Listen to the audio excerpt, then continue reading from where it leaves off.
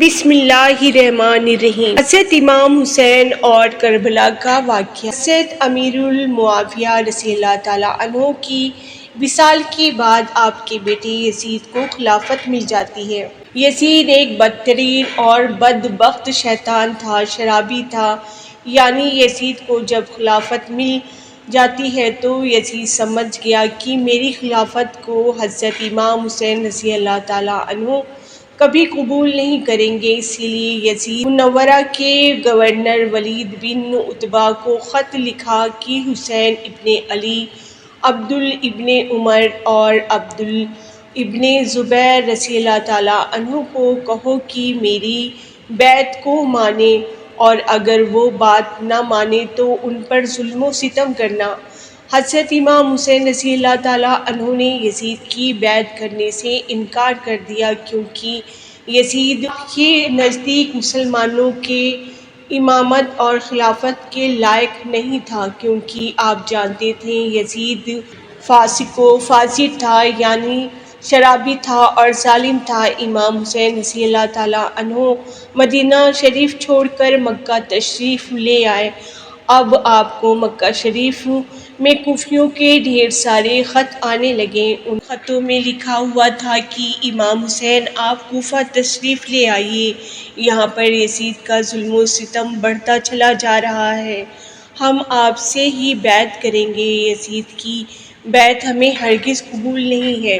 حضرت امام حسین رضی اللہ تعالیٰ عنہ نے حالات کو سمجھنے کے لیے اپنے بھائی مسلم بن عقیل رضی اللہ تعالیٰ عنہ کو یہ کہہ کر کوفے بھیجا کہ جا کر وہاں کے حالات معلوم کرو۔ وہاں کے حالات کیسے ہیں؟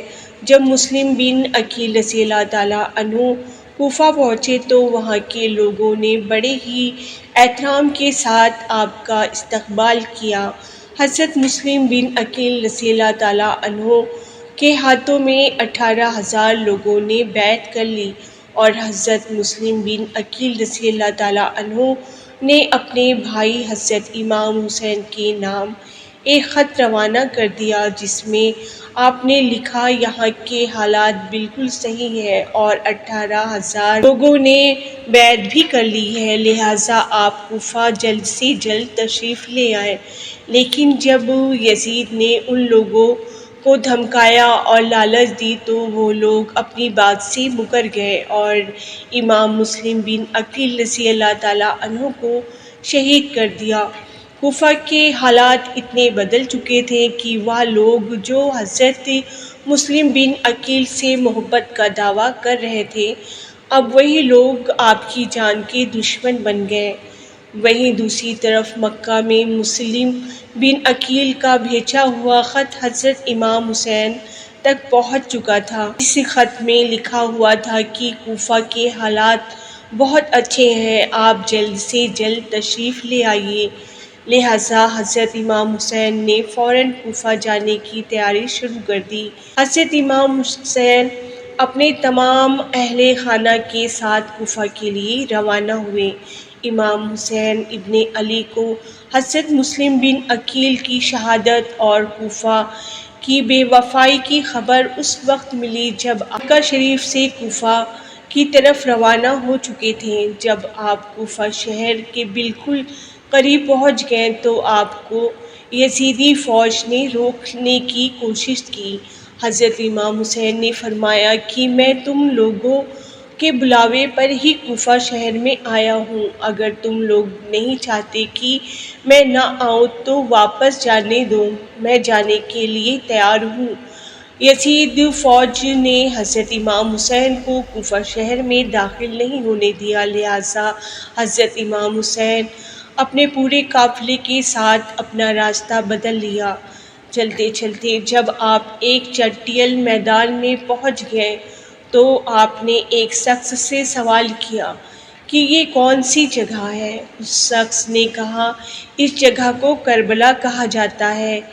آپ نے فوراً اپنے پورے لشکر کو حکم دیا کہ یہیں پر خیمہ لگا دیا جائے۔ محترم عزیز دوستو، اس طرح سے حضرت امام حسین کربلا میں پہنچے۔ ادھر یزید فوج کو جب اس بات کا علم ہوا کہ حضرت امام حسین نے اپنا خیمہ کربلا کے میدان میں لگایا ہوا ہے تو یزید فوج نے بھی فوراً کربلا کے میدان میں پہنچنا شروع کر دیا۔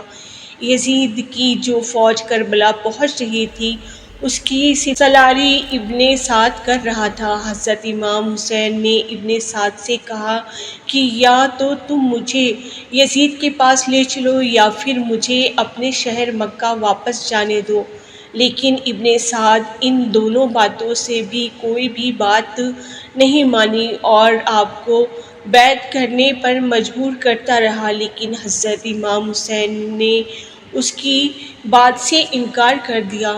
دن گزرتے گئے اور 3 محرم کا دن آ گیا۔ اب ظالم یزید نے امام حسین کے سامنے 22,000 سپاہیوں کا لشکر بھیج دیا۔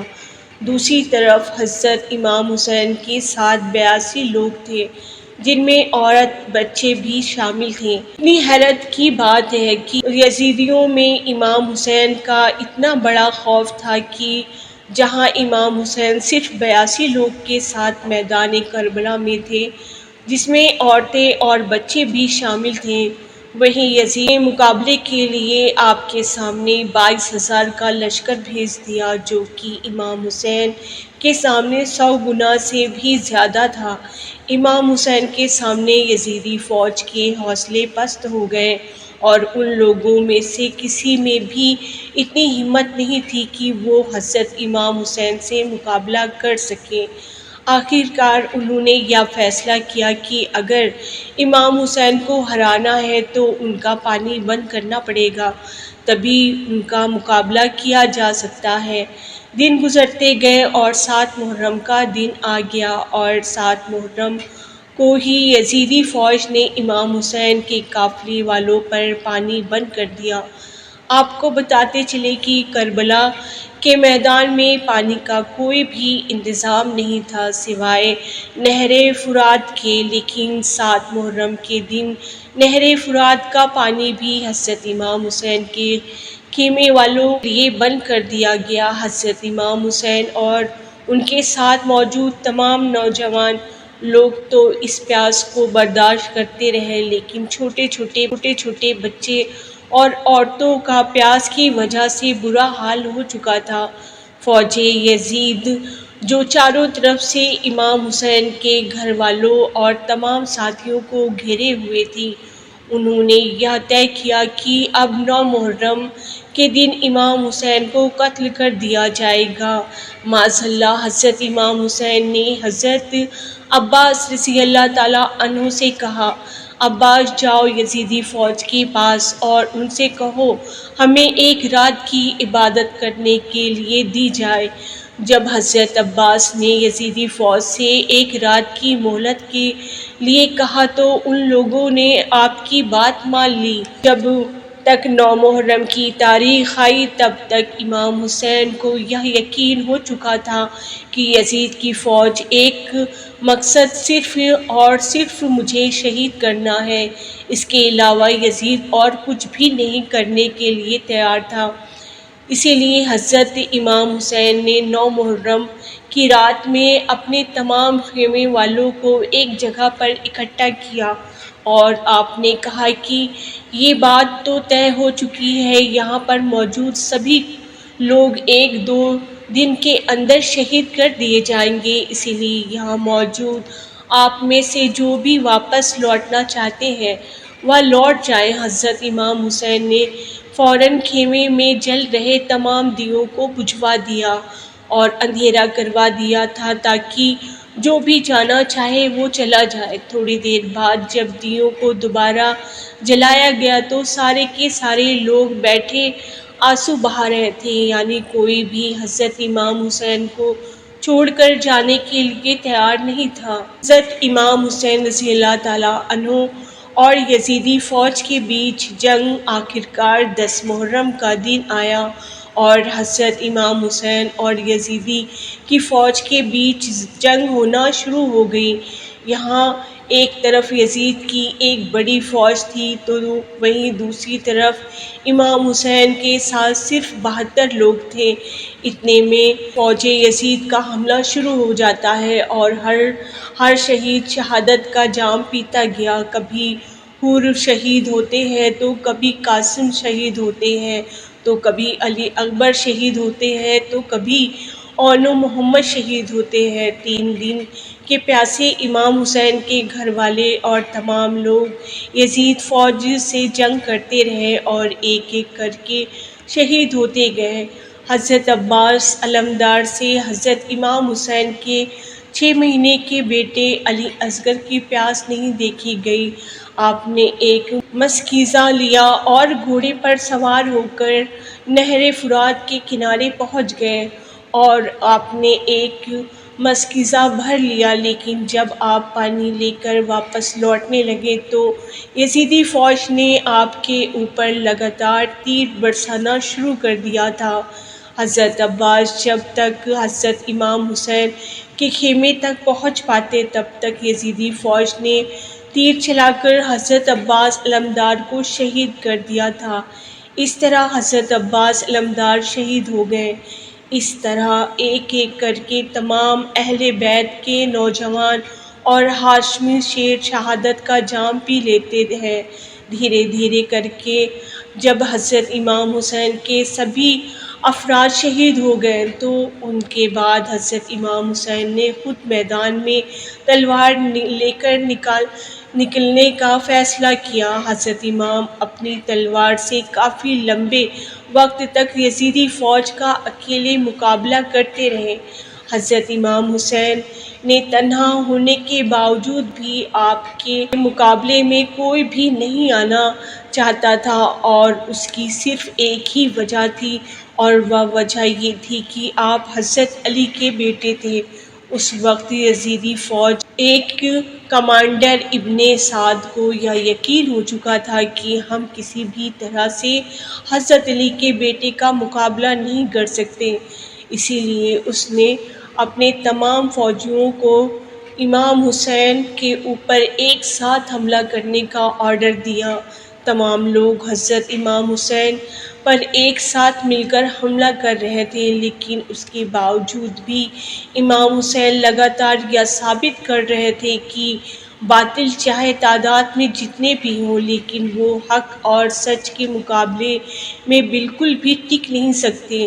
جب حسینیت اور یزیدیت کے بیچ بڑی ہی خطرناک جنگ چل رہی تھی کہ اسی بیچ میں نماز عصر کا وقت ہو گیا۔ حضرت امام حسین نے ایسے مشکل وقت اور ایسے زخمی حالات میں بھی عصر کی نماز پڑھنے کا ارادہ کیا۔ آپ نے جیسے ہی نماز پڑھنا شروع کیا، یزیدی فوج کو وہ موقع مل گیا جس کا وہ لوگ ایک لمبے وقت سے انتظار کر رہے تھے، یعنی جیسے ہی حضرت امام حسین سجدے میں گئے، سمر ذی الجوشن نے آپ کی گردن پر تلوار چلا کر آپ کے سر مبارک کو جسم سے جدا کر دیا۔ حضرت امام حسین کی شہادت کے بعد یزیدیوں آپ کے سر مبارک کو نیزے پر رکھ کر پورے کوفہ میں گھمایا تھا۔ آپ کا سر مبارک کو گلی گلی میں گھما کر جلوس نکالا گیا تھا۔ کربلا کی اس جنگ میں حضرت امام حسین کے گھر والوں میں سے صرف آپ کی ایک اولاد ہی بچ سکی تھی جس کا نام حضرت زین العابدین۔ ان کے علاوہ حضرت امام حسین کے گھر کی تمام عورتوں کو قیدی بنا کر کوفہ لایا گیا تھا۔ بھلے ہی اس دن امام حسین رضی اللہ تعالیٰ عنہ کو شہید کر دیا گیا تھا، لیکن آج بھی حضرت امام حسین رضی اللہ تعالیٰ عنہ پوری دنیا میں قیامت تک کے لیے زندہ ہیں۔ یزید ڈوب گیا شام کے اندھیرے میں، حسین زندہ ہیں ہر دل میں روشنی کی طرح۔